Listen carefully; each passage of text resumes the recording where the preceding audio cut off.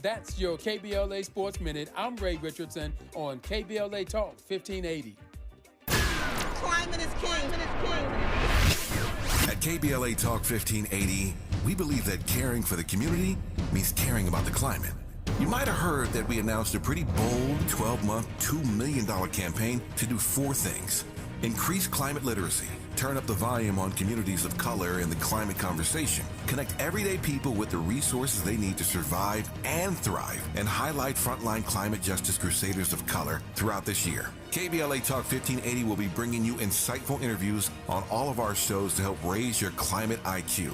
Each quarter this year, we will also be hosting free climate events in various communities throughout the city with food, fun, and forward-thinking conversations. Thanks to partners like LADWP, Metro, Caltrans, the Sierra Club, the California Community Foundation, the California Endowment, AQMD, MWD, and more. You'll also be hearing more about a couple of national town halls broadcasting live from Los Angeles, to which you will be invited. And we'll be rolling out a robust social media campaign on all our platforms, as well as an outdoor media campaign, all designed to educate, enlighten, and empower you in our fight for climate justice. We want cleaner air. Caring about the community means caring about the climate. At KBLA Talk 1580, we believe that we really can change the world if we care enough. If we care enough. If we care enough. If we care enough.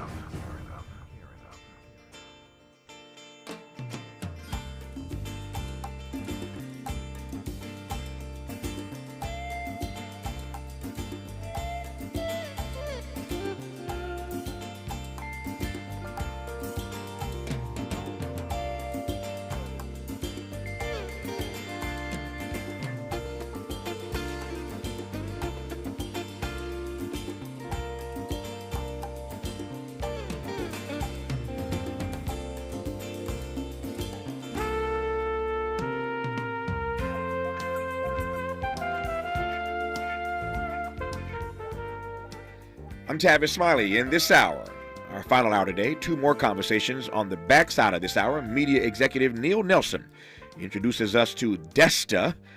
Desta, a new streaming platform committed to amplifying black stories and black voices. But we start this hour with this. Labor is still on a roll, racking up victories all across this country. Indeed, this week, the largest hotel worker strike in modern history was settled, represented by United Here, Local 11. More than 10,000 members picketed against 53 hotels more than 160 times. In the end, L.A. County hotel workers secured 40 to 50% raises for themselves and low-cost health care. I ain't mad at them. That's a big deal for everyday people servicing us in the hotels we choose to stay in. Recently, we spoke with America's best-known contemporary labor leader, Shawn Fain of the UAW, who championed the successful fight against the Big Three Detroit automakers. Take a listen. Hey, thanks for having me, and thanks for shouting out to my hometown and my union family down there. Oh, no. I was tickled when you came to national prominence and people started telling more about your backstory, that you were from Kokomo, Indiana. My phone started ringing because people know that while I was born in Mississippi, they're like, Tavis, there's somebody else from Kokomo, Indiana. I said, well, there are at least 2 of us, and so this tickles me to be in conversation with another, not just Hoosier, but another guy from small town Kokomo, Indiana. I'm Tavis Smiley. He's Shawn Fain, and I'm delighted to have him on this program. Let me just start by saying congratulations to you and all your brethren and sisters at UAW. I've said many times on this program, Shawn Fain, this audience heard it more than once, that I thought that the Time Person of the Year should have been labor last year, because what labor did, not just in the UAW, but all across this country, labor had a heck of a year last year. I don't know if that was a moment in time or a pattern for the future, but I wonder if I might start by asking you just to reflect on what you all were able to do last year with the Big Three automakers. And I, thanks for that. And I, look, I'm perfectly happy with Taylor Swift getting all the recognition she so rightfully deserves. And, it was a great year for labor, and I think it's a sign of things to come. Mm-hmm. Working class people in this country, not just union members, working class people in this country are fed up. They're fed up with the massive wealth inequality in this nation and this world globally.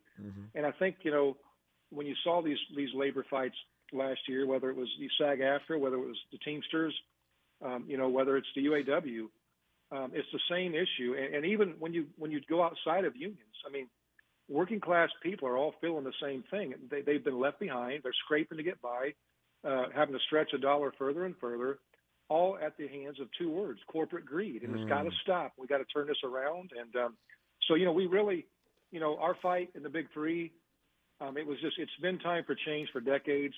We just needed leadership in place that was willing to take on that fight. And I'm really proud, to have been a part of that and to lead that fight. And, we accomplished things that many people when I was elected said were impossible. Oh, yeah. They said we couldn't bargain. We couldn't bargain for retirees. We did. They said we couldn't get cost of living back. We did. They said we couldn't get the EV battery work under our master agreements. We did. So there's a plethora of things we could talk about that went on, but it's just, and it's all a testament to the power of the membership. The membership stood together. We really came together, and that's what happens when we come together, and that's what has to happen in the future. Working class people, union or not, we've got to stand together, and we can defeat the billionaire class that way. I know you, and not just I know you, the country now knows you, and we pay attention to you and listen to you. You are a person of faith. You are unapologetic about that. And so since you are a person of faith, as am I, I'm going to use a biblical reference here. What you were up against was really a David and Goliath story. So let me just ask you, as you look back on it, how did David beat Goliath last year? How did you win? You mentioned all the things that you all won, but how did you win? Well, I think it was really the same thing we're looking at in this upcoming presidential race. You got to use facts. We got to put the facts out there. And unfortunately, the UAW leadership in the past has done a horrible job of speaking the truth. And we've let the companies define the narrative always in the past. So it was important to us to get in front of this and start talking about the massive inequality, the massive profits that the work of our workers created for these companies, and how they were paying out billions in dividends to shareholders. CEO pay went up 40% in 4 years. The companies made $250 billion in a decade, while worker pay remained stagnant. And so, using those things, rallying our members behind that, and rallying the public behind that issue. That's why 75% of the public supported us in our fight. And the reason why they supported us is they're living the same realities. And so, and I think the membership was ready. We've been ready. I think, COVID, as bad as a situation as that was, as horrible as a situation as that was, there was a silver lining in that. And I think it made people reflect what's important in life. Yeah. And what's important in life isn't having to work 7 days a week, 12 hours a day, or working multiple jobs to scrape to get by. We deserve better than that. And so I think, people all over this country and this world, they want their lives back. And, so that's what the fight's about. We'll talk more about corporate greed, and we'll talk about Joe Biden and some other issues, as we are pleased to be joined now by the president of the UAW, Shawn Fain, on Tavis Smiley. Yeah, man. Tavis Smiley continues when we come forward. What is dedication? My biggest fear in the middle of my addiction was that my kids wouldn't have a father. And I started thinking, you know what? This isn't my story. I definitely had to become a better man to be a better father. It's important to me that my kids are empowered and truly believe that if they can think it, they can do it. That's dedication. Visit fatherhood.gov to hear more. Brought to you by the U.S. Department of Health and Human Services and the Ad Council.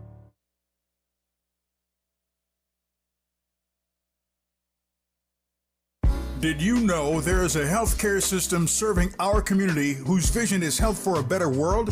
What if I told you one of our nation's leading healthcare providers has a department dedicated to health equity and community engagement? Providence is Southern California's largest and most comprehensive healthcare network with 11 hospitals and 40 urgent care centers. Providence treats each patient with the compassionate care they deserve, when and where they need it. Most importantly, Providence is a diverse family of people and organizations driven by the belief that health is a human right. Providence takes pride in forming community alliances that address health concerns that disproportionately impact those communities. For Minority Health Month, Providence is sponsoring Health for a Better World. Informative conversations with Providence health professionals on Urban Family Focus every Saturday in April at 7 a.m. Get to know more at providence.org.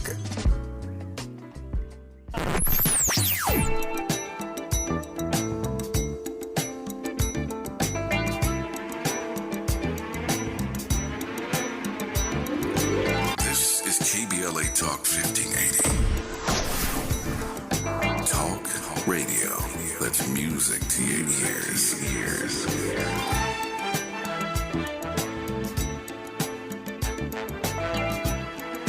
We're unapologetically progressive. KBLA Talk 1580.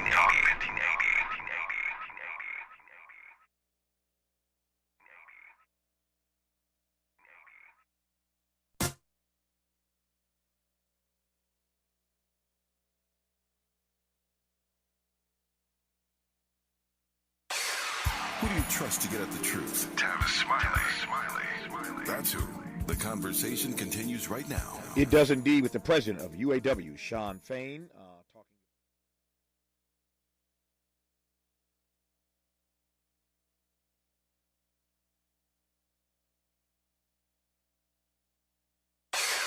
Who do you trust to get at the truth? Tavis Smiley. That's who. The conversation continues right now. It does indeed, with the president of UAW, Shawn Fain, talking about last year's historic deal with the big three automakers and what's ahead for his union. Before I go forward, let me look back once again, or not even back. It's real time. You mentioned corporate greed. I expected that you might. Give me your assessment of how corporate greed got so out of control, particularly in your industry.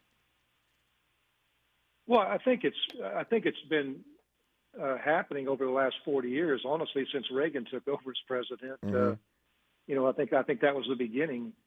When they busted the Patco workers, and things digressed from there. You kept having, the tax codes changed under Reagan, where corporations and the wealthy, paid less and less. And we've just seen this trickle-down economic theory continue over the last 40 years. And as those things continue to happen, working-class people are left to foot the bill and pay the price. And when you talk about, we have to have a great awakening in this country. We have to decide what we want this country to be. Mm. Working-class people have to make a decision. Do we want to continue on this path of standing for people getting wealthy at the expense of working-class people and abusing people in different areas of the country or different nations where they can abuse the environment and don't have, labor restrictions and, they're paying people pennies on the dollar for labor? Or are we going to stand up and fight for a future of the country that we want this to be? And I think, this is about humanity. Mm-hmm. And, and we've really got to get people focused. I mean, how this happens, the billionaire class and the corporate class have done a masterful job of getting the working class people and the poor fighting over guns and all these other issues and border security and putting a face with a threat to why the reason that things are hard for you is because some migrant trying to sneak across the border to find a better life. These people aren't to blame for our problems. Mm. This is all about causing division, and the billionaire class and the wealthy class, the corporate class, have done a masterful job of creating fake enemies for us to put to vent our anger towards while they're walking away with all the loot. And so we have to get focused on the facts and on the issues. We generate these profits. And again, I go back to the pandemic. There was a great lesson in there. If you look at the fast food industry, what happened? Workers that were making $10 and $12 an hour working at McDonald's and places like that, they said, to hell with this. I'm not going to work and risking my life for this kind of wage. Mm-hmm. And so they stayed home. And then what happened? The pay went up to $20, $25 an hour because they needed people. Mm-hmm. There's a great lesson in that, to me, of the power that working class people have if we harness that power and come together. The billionaire class, the corporate class, they can make all the factories and create all the businesses they want. Yeah. But if the people refuse to go to work, we control it. We control the outcome. Nothing's going to get produced. And so we really have to to get back to that, taking control of our lives and taking our lives back. You said a few things I want to give you a chance to unpack for me. What you just said now about the pandemic, it's a powerful point, but my thought is, though, but it took a pandemic to make that happen, Sean Fain. Well, it's a shame. You think about this. I say this often. Why does it take tragedy or, a emergency for us to come together as people? When 9/11 happened, when a hurricane hits, when a tsunami hits somewhere, when the wildfires happen, we put aside all the differences we have and we come together. We don't look at race. We don't look at sexual orientation. We don't look at who you love as a reason. I mean, we come together and because we feel for each other. We love one another. That's how we're designed. Why the hell does it take a tragedy? Why can't we do that in good times, in prosperous times? Well, that's my question. You and I are on the same page, and as evidenced by the pregnant pause and the deep silence, I don't have an answer to that, and neither do you at this point. We'll keep working on that. Let me ask you whether or not you think what happened for labor last year, as we said earlier, labor had a heck of a year last year. Do you see last year as an outlier, or do you think it is a trend? Is labor on the upswing? I think it's a sign of things to come. I think people have realized that they're fed up and they're tired of being left behind. But I think, unfortunately, and looking inwardly, I mean, labor has done a horrible job. And I'll use the UAW as an example. I won't beat up on other unions or other labor leaders, but the UAW in my 30 years has done a horrible job of leading. And it's our obligation to humanity to lead this fight. And we haven't led. And those days are over. As long as I'm president, we're going to lead this fight, and we see other labor unions doing that now also. So we've got to lead and give people a reason to want to be a part of something bigger. That's why my grandparents' generation, they came out of a depression. They they migrated north to find a future. They lived the American dream. They got union jobs, but that dream in the last 40 years has been dead. And so we have to lead it, and that's what led it in the early years of this nation and my grandparents' generation. So we've got to get back to that. I was struck by your comments earlier this year around the King holiday, on the King holiday, in fact, I believe. And I had my people pull this clip that I want to share with the audience of you talking again on the King holiday. This audience knows that I am a King student. I've written a book about Dr. King. I regard Dr. King as the greatest American this country's ever produced. That's my assessment, the greatest American we've produced in this country. But here's Sean Fain talking about the way he sees the connection between King and labor in America. The fact is, Reverend Dr. Martin Luther King Jr. is one of the greatest labor leaders in our country's history.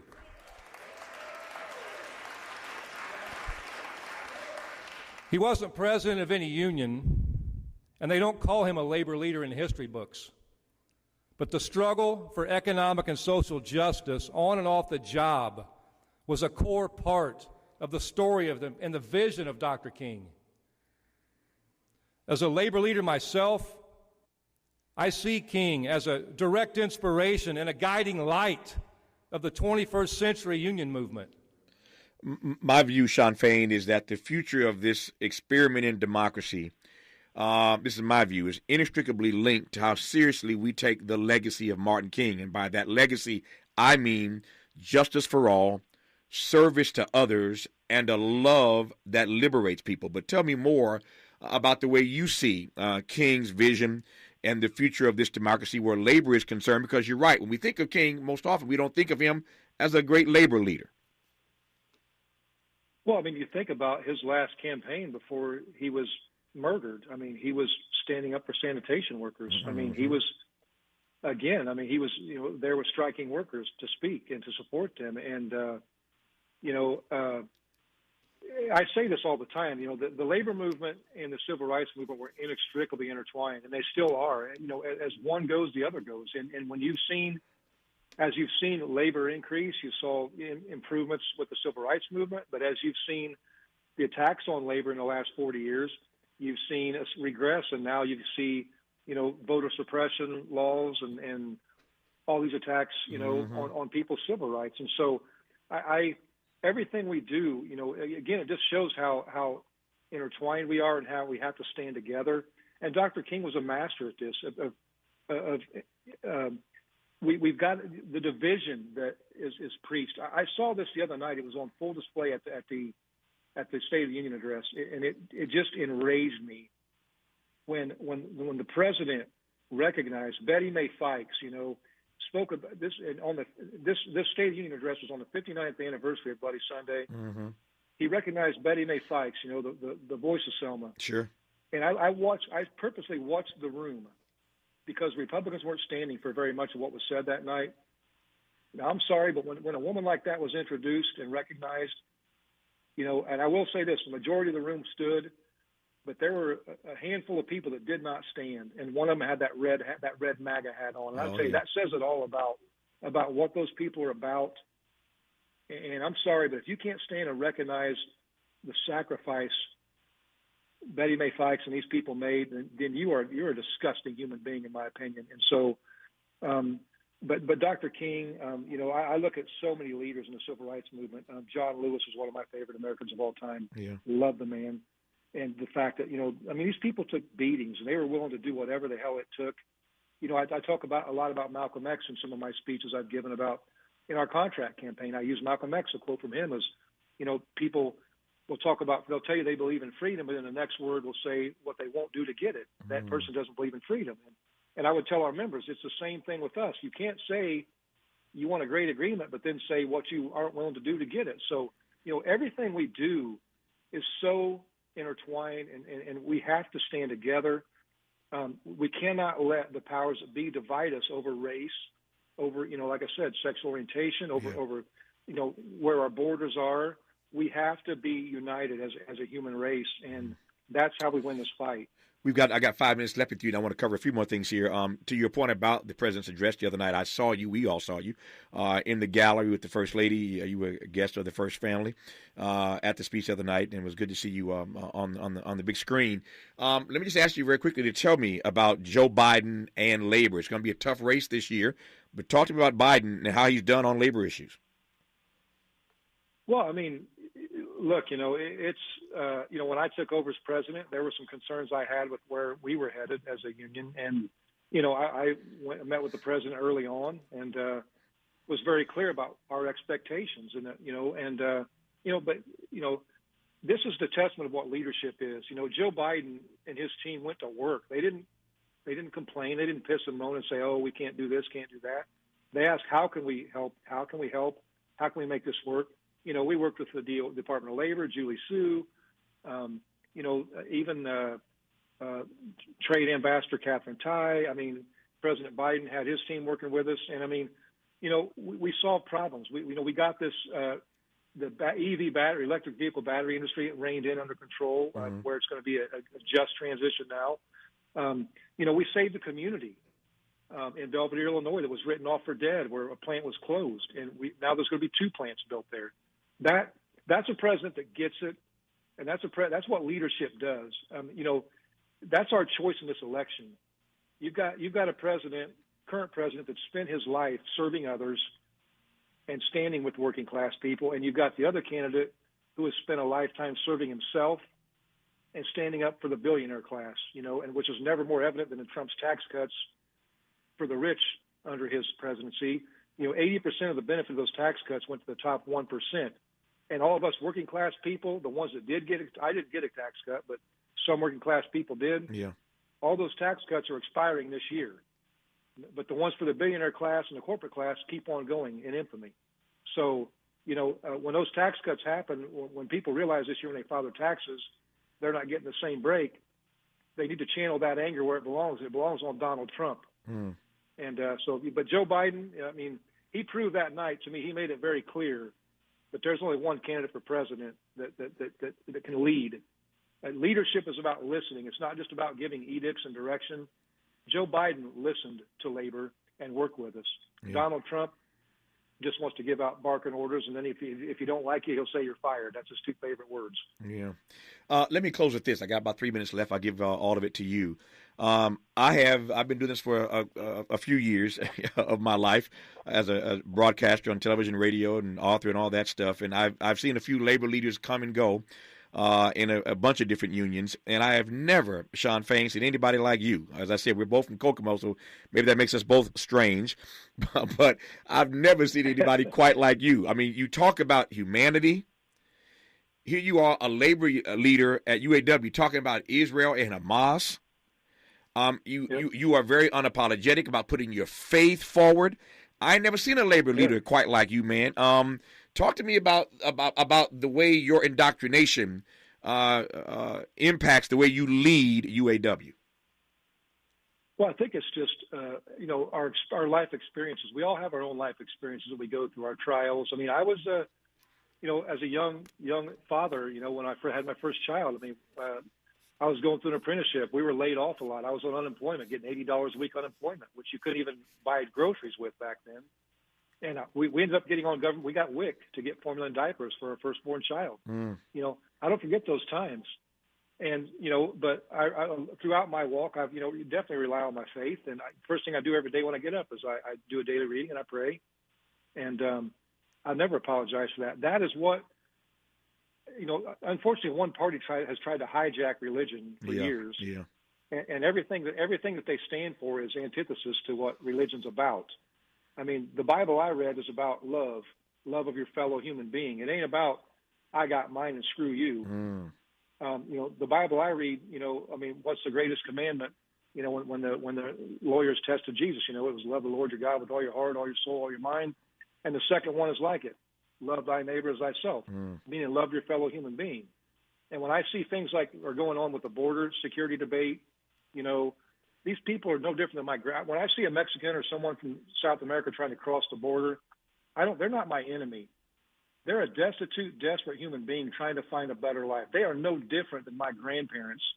The only difference between my grandparents and them is my grandparents had to cross state lines. These people are just trying to find a better life. They are not the enemy. And we have an obligation to humanity to stand up for human beings, regardless of where they come from. Yeah. Ain't nobody like him. Ain't nobody like him. As you can tell, I'm a Sean Fain fan, and I'm honored to have had him on this program. He is, of course, the history-making president of UAW, United Auto Workers, and I look forward to the years to come. Sean Fain, honored to have you on this program, man. Thank you for your time, sir. Well, the honor's mine, Tavis, and I'm a Tavis Smiley fan and always have been, so it's an honor to be here with you. So I look forward to talking to you more in the future. I look forward to it. All the best, my friend. More of Tavis Smiley when we come forward. More of Tavis Smiley when we come forward. Hey, y'all. Mona Swain here from Target's new YouTube series, My Cart is Full, where we feature Black founders and creators highlighting their connection to our community. As an actor and content creator, I love using my voice to inspire young Black women who look like me. When it comes to feeding my shine, seeing myself reflected in Black-owned and founded products at Target brings me joy. Together, we are Black Beyond Measure. Learn more at target.com/Black Beyond Measure.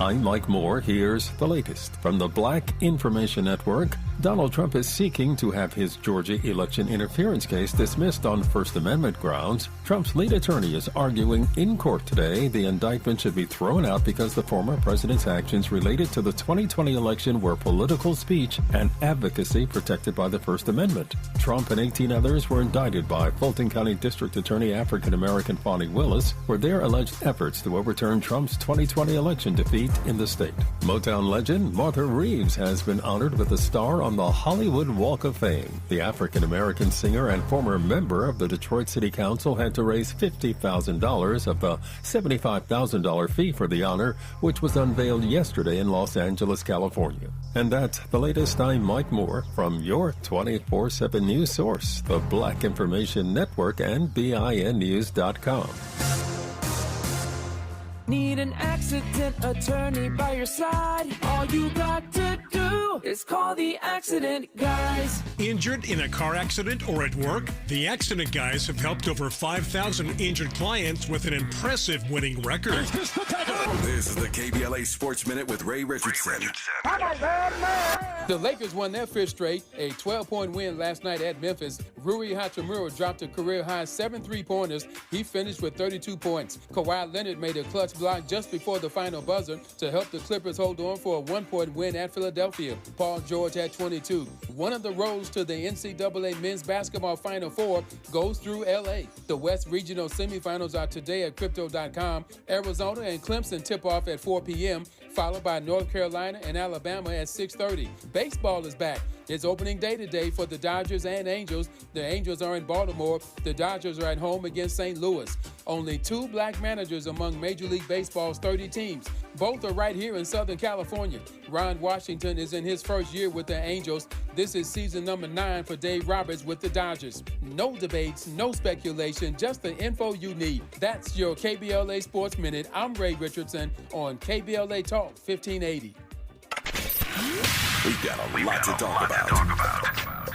Hi, I'm Zoe Williams, a.k.a. the Voice of Reason, encouraging you to join me weekdays from 7 to 9 p.m. for the world's most intriguing relationship radio roundtable. Every night, I facilitate and encourage our loyal listeners to participate in the most engaging relationship discussions you'll hear anywhere. So make it a point to rendezvous with me, Zoe Williams, the Voice of Reason, Monday through Friday, 7 to 9 p.m. Pacific Standard Time. Trust me, your relationships will never be the same. The VOR is on fire tonight. Unapologetically progressive. KBLA Talk 1580. We've got your black.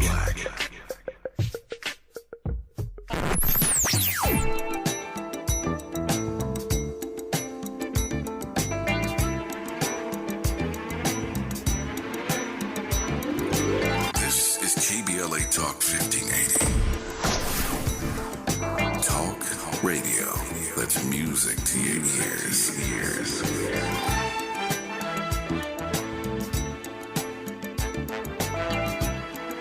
We're unapologetically progressive. KBLA Talk 1580.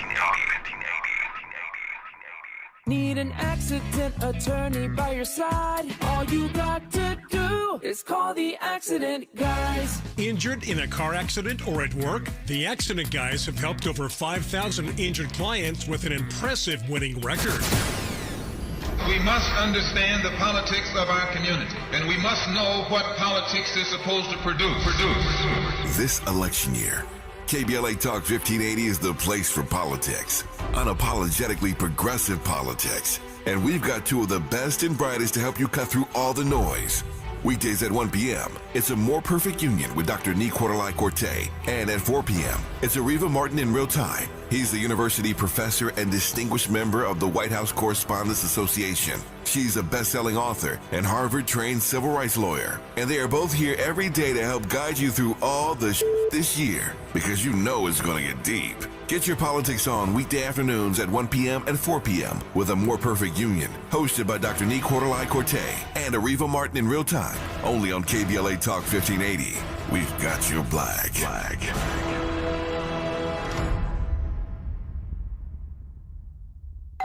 Pizza's here. Oh, great. I'd love some, but I'm worried about my stomach issues. If you're worried about having diarrhea, gas, bloating, stomach pain, or loose, oily stools, it may not just be stomach issues. It could be a condition called exocrine pancreatic insufficiency, or EPI. With EPI, the pancreas doesn't release enough enzymes to break down food, but EPI is manageable. Use the symptom checker on identifyepi.com and talk to your doctor. That's identifyepi.com. Sponsored by AbbVie. Why choose a Sleep Number smart bed? Can it keep me warm when I'm cold? Wait, no, I'm always hot. Sleep Number does that. The Climate 360 smart bed actively cools or warms up to 13 degrees on either side for your ideal sleep temperature. 94% of Sleep Number smart sleepers report better sleep. J.D. Power ranks Sleep Number #1 in customer satisfaction with mattresses purchased in-store. And now save $1,000 on our most popular Sleep Number smart bed. Ends Saturday. For J.D. Power 2023 award information, visit jdpower.com/awards. To find a store near you, visit sleepnumber.com.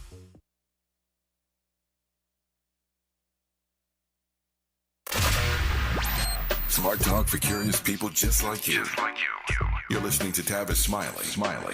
Tavis Smiley and Neil Nelson, who is our guest in this final half hour of today's program. He's a media executive, and he joins us to talk about and to introduce us to Desta. That's spelled Desta, Desta, a new streaming platform committed to amplifying black stories and black voices. I'm pleased to welcome Neil Nelson to this program. Neil, how are you today, sir?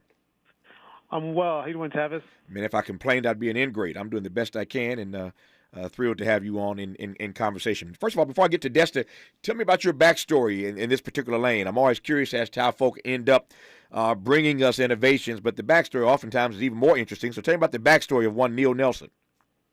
Oh, the backstory goes back. I mean, I could go all the way back to,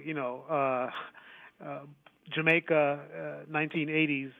But really, the short of it is that I was born in Jamaica, grew up in Western New England, have a passion for narratives, was really influenced significantly by the TV series, The Roots, and just really transformed my thinking, my priorities in life, always wanting to have an impact on our community and the world.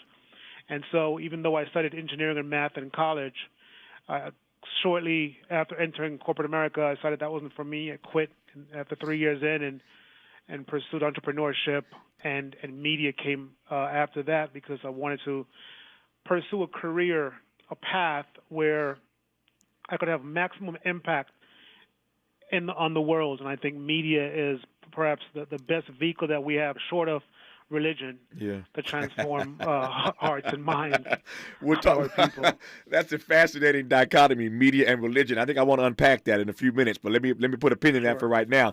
There are two of the other things you said before I get to media and religion that I want to probe. In a moment in this country's history, where immigration is front and center. We still don't have meaningful immigration reform in this country, but the point I'm pressing toward is that we still have a bad habit of bastardizing and demonizing immigrants in this country. What does that mean for you to have succeeded as wildly as you have, born of your immigrant status? Well, I think it's interesting watching the conversation and the debate across the aisle and on immigration that everyone who's living in America today, with a few exceptions of Native American people, are immigrant or immigrant descended folks. Also, with the exception of African Americans who were forcefully removed from their homelands and brought to the Americas. And so, I think it's comical on one front.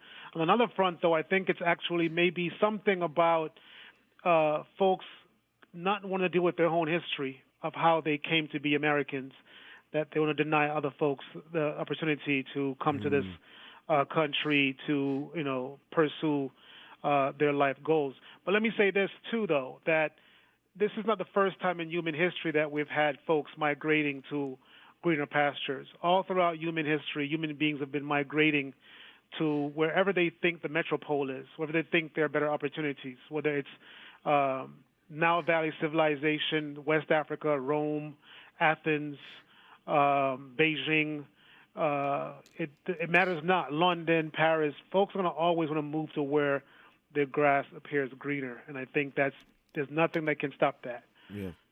The other thing I want to probe right quick before I get to Desta is your statement earlier about the impact that watching Roots had on your life. I could spend hours just talking about Roots because it impacted me quite forcefully myself as a kid.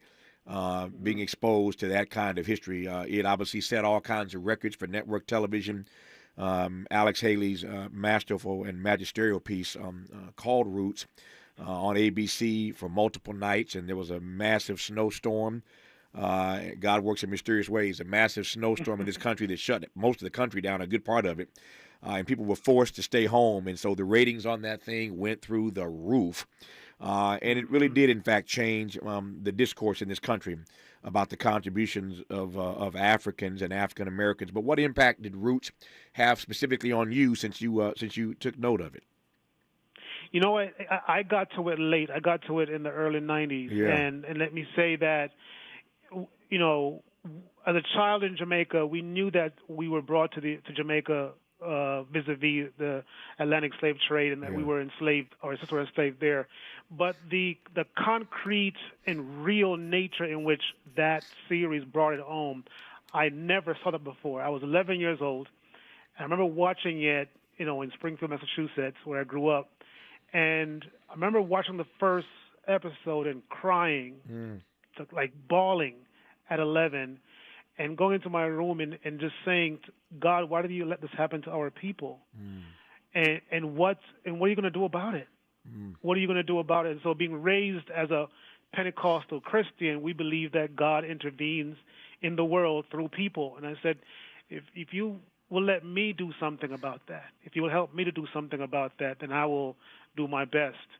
And so, that's how it impacted me. And I've never looked back. I've never changed that commitment that I made that day with God to have an impact for our people, to reverse the impact of that experience on our people. I didn't know that part of your backstory about being a Pentecostal Christian. Now you were talking to another.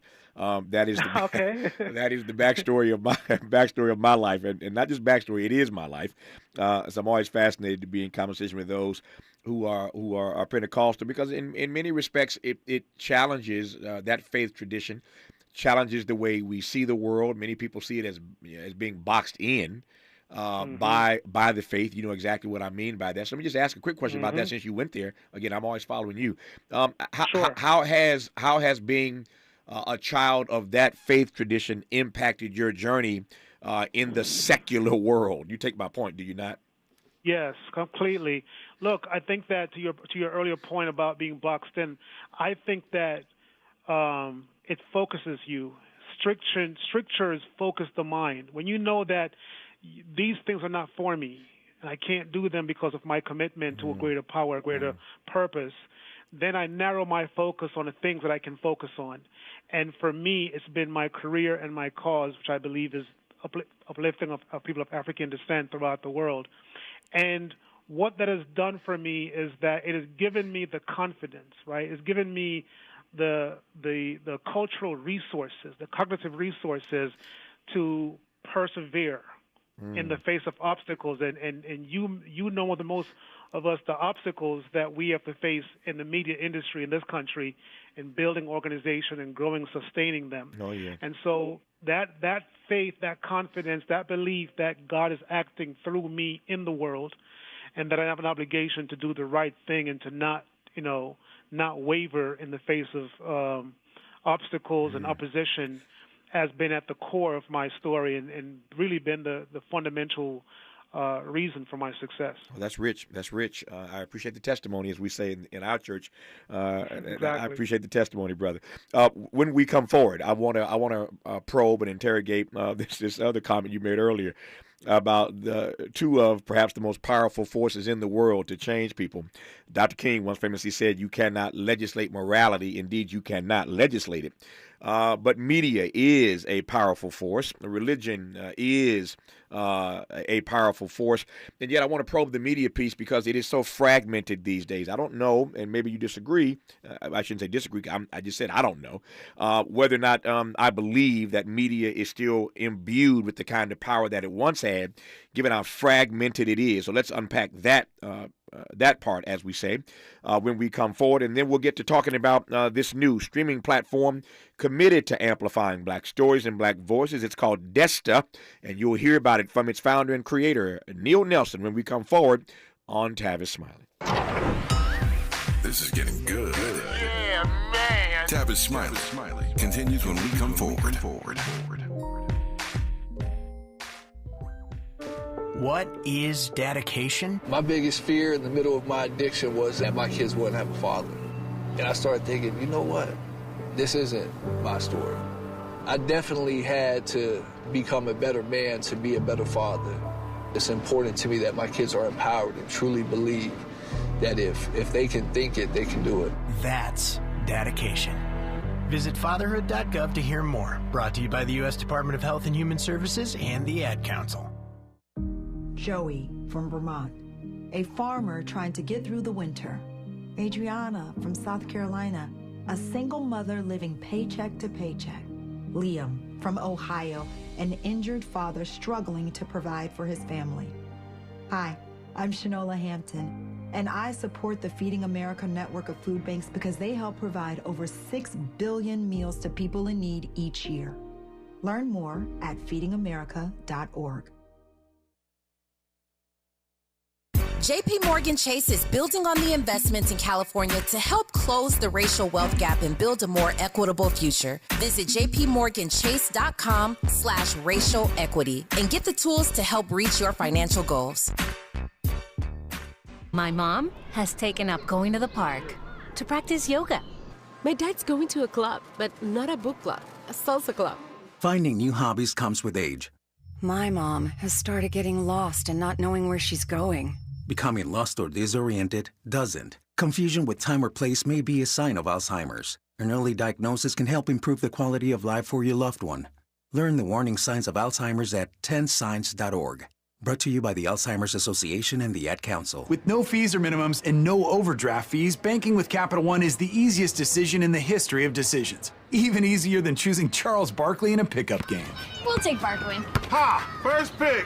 Sorry, kids! Yep, even easier than that. With no fees or minimums and no overdraft fees, is it even a decision? Okay, here's the plan. Pass me the ball every time. This is banking reimagined. What's in your wallet? Terms apply. See CapitalOne.com/bank for details. Capital One N.A. member FDIC. This Easter, March 31st at 11:07 a.m., ECM will be at the Redondo Beach Performing Arts Center. We are inviting everyone to meet us there as we will be presenting the Black Resurrection Experience. What good is Jesus' resurrection if we are still living in cultural graves? ECM will present a stage play production that will address Black dignity, Black worth, Black unity, Black ownership, Black votes, police brutality, generational wealth, mental health, Black power through Jesus' power, and most of all, your purpose in life through the murder of Jesus Christ. And we will tell this entire story with singing, dancing, acting, rapping, with a little bit of preaching from yours truly, Pastor Shep. The Black Resurrection Experience. Easter morning at the Redondo Beach Performing Arts Center. It's totally free, so come get your freedom. Let's get back to more of Tavis Smiley right now. More of Tavis Smiley and Neil Nelson as we are working our way to hearing more about Desta, this new streaming platform committed to amplifying our voices. Before I do that right quick, Neil, you made a point earlier that I want to come back to right quick, and that is your commentary that I sort of chuckled at, although I think it's true, that it's hard to find two mediums that are more powerful in terms of helping people to see the world through a different prism than media and religion. Tell me about those two distinct platforms, if you will, and whether or not you think media does still have that kind of power, given how fragmented it is these days. Certainly. I think that the reason media and religion are so potent, I think, in impacting behavior and change, therefore, is that both of them are master at capturing attention and holding it captive. It's a really good book that I read maybe about 6 years ago called The Attention Merchants by Tim Wu. And in it, he outlines that the first attention merchants were religious folks. They were the priests of various religious cults around the world throughout history. And in the Catholic faith in particular, they made sure that they control the cultural space. The public space was, by definition, under the Catholic Church's thumb. And this is what, obviously, Martin Luther protested against, among other things. And so this idea of attention, back to your point also in Martin Luther's, what happened is the fracturing of that attention when Martin Luther came into his protest movement, hence the Protestant movement, and brought forth this kind of fracture that we're also seeing a similar variation of that in the media realm. Now, what happens, I think, is that we're not necessarily seeing a loss in power and influence of media. We're just seeing people in different places owning and taking responsibility for different parts of it. If you look at the dominant narrative that is being propagated across the different media platforms and the spectrum, it's really the same story that's being told. The same story that's being told is that in America is pay attention to your desires, pay attention to your feelings, and pursue them at all costs. That's really the dominant story that's being told in America right now. Whether that's social media, that's Disney, that's Netflix, that's Hulu, that's the dominant narrative. Where we come in, our media company, and we have several platforms, including Desta, is that we're saying that two things. One, our experience with people of African descent is unique in the world in the last 5 centuries. And because of that, we can't necessarily go along with the dominant narrative. That the dominant narrative have a different impact on our people's psyche, our behavior, because it changes the way we relate to each other. And some of the things that we need to do in order to repair damages done to us, close economic gaps, close educational gaps, close power gaps, require that we do different things than other folks are doing in the mainstream. And that's the need for a difference in religion and media. His name is Neil Nelson. He's at the helm of Desta.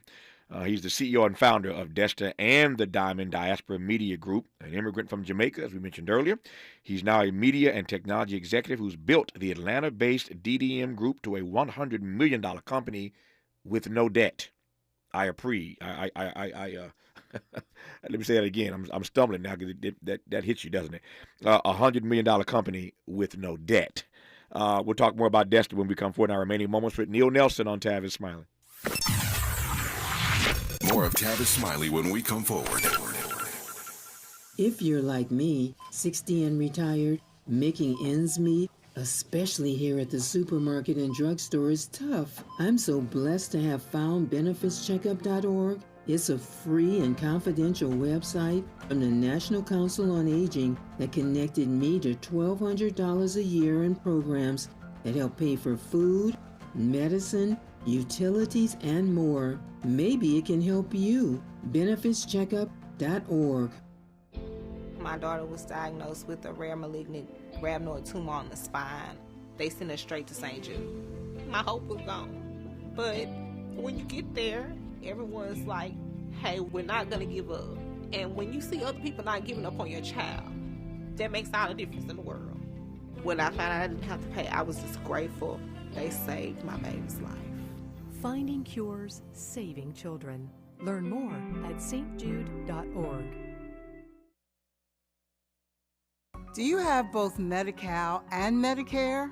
If so, the new LA Care plan called Medicare Plus can help you get the most out of your health plan for $0. LA Care provides personalized service to Angelinos like us. Plus, it gives us access to doctors and specialists across Los Angeles County. For zero cost, we get access to full benefits. From vision coverage, in-home support services, to prescription drug coverage, and a quarterly over-the-counter allowance, plus personal equipment, meal programs, a gym membership, and so much more. For more than 25 years, LA Care has provided Angelinos with access to quality health care at an affordable cost. For our families, our seniors, our community, it's a plus. It's a plus for all of us.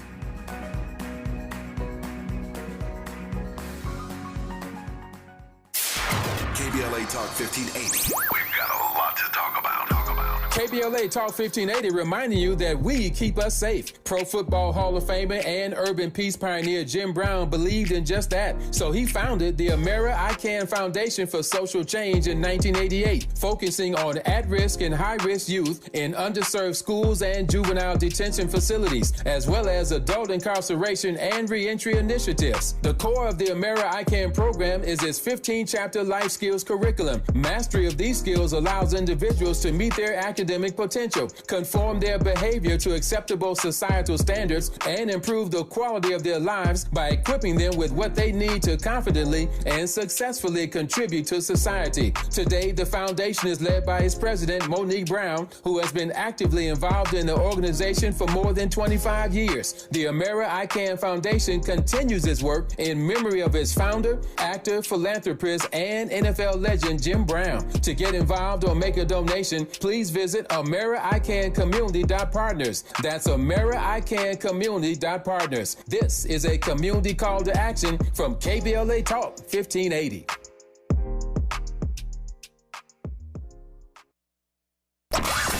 He's rooting for everybody black. Everybody black. More of Tavis Smiley coming your way right now. I've got just under 4 minutes left here with Neil Nelson in conversation about Desta. I'm going to give him every second of it. Neil, tell us about Desta. Certainly. So thank you, Tavis. So Desta is a streaming platform. It's an AVOD platform, and so it means that it's ad-supported. It's free for our viewers. It's available on several different platforms, available on Desta.com, the website. It's also available as an app on Android devices and iOS Apple devices, as well as Roku TV, Amazon Fire TV, and Apple TV. And what we're aiming to accomplish with this, Tavis, is to, again, provide a platform for our community, for movie filmmakers and movies and TV shows and podcasts to be broadcast to our community, both domestically and globally. We believe that this kind of content deserves to be marketed throughout the world, that our stories deserve to be told. We believe that content changes consciousness in the same way that we talked about how Root affected you and affected me in very meaningful, transformative ways, that if we are allowed to tell our stories and tell them on our platforms that we control without any censorship, that we can transform our world and our people through storytelling. And this is what we aim to accomplish with Desta. As we mentioned earlier, we also have other platforms, Atlanta Black Star, Finora, and the Shuttle League as well. Yeah. I hope you're right about that, Neil Nelson. I think you are. And if you aren't, I'm wasting my time every day. But I hope and believe and pray, speaking of our Pentecostal connection, I hope and believe and pray that content does, in fact, change consciousness. You believe that, do you not? Deeply believe that. Yeah. I think it's a psychological fact. I think who we are in the world today, if that wasn't true, Kunta would not become Toby. There you go. Nope, I get you. Content does, in fact, change consciousness. I love the loop around to Roots. It did, obviously, impact his life. He is the founder and CEO of Desta and the Diamond Diaspora Media Group, DDM. Once again, an immigrant from Jamaica, so don't tell me what you can't do with God's help. He's now a media and technology exec who has built this Atlanta-based company to be worth $100 million and has done it all without debt. We'll do that conversation the next time, how you do that without debt. For now, though, we congratulate Neil Nelson and his crew and wish them all the best as they elevate Desta, this new streaming platform. Neil, good to have you on. All the best to you, sir. Stay strong. Thank you, Tavis. Take care. Bye-bye. Just like that, 3 hours gone. Back here tomorrow. Oh, tomorrow's Friday, so it's the best of Tavis Smiley tomorrow. But I have been honored to sit in this seat all this week, and I thank you for hanging out with us for every show this week. Tomorrow's going to be a great show on the best of. Until then, thanks for tuning in, and as always, keep the faith.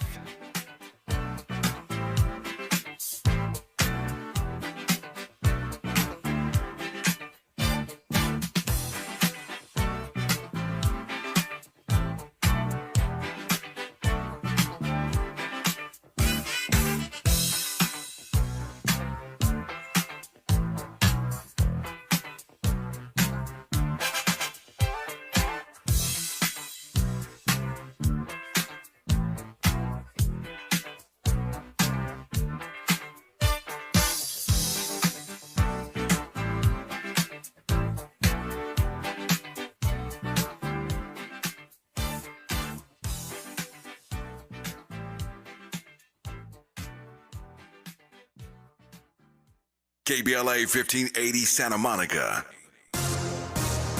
I'm Mike Moore. Here's the latest from the Black Information Network. Donald Trump is seeking to have his Georgia election interference case dismissed on First Amendment grounds. Trump's legal